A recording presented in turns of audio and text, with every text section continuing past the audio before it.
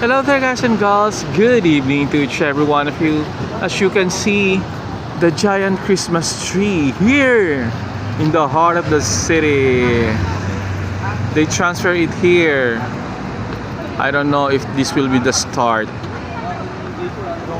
As you can see, it's glittering, fascinating. Enjoy it with your bold eyes. I'm capturing it now because there's no sounds hearing on the airwaves, because once there's a sound, I might have a copyright claim. So guys and girls, Christmas is coming, 36 days to go. Oops, be careful. Bye for now.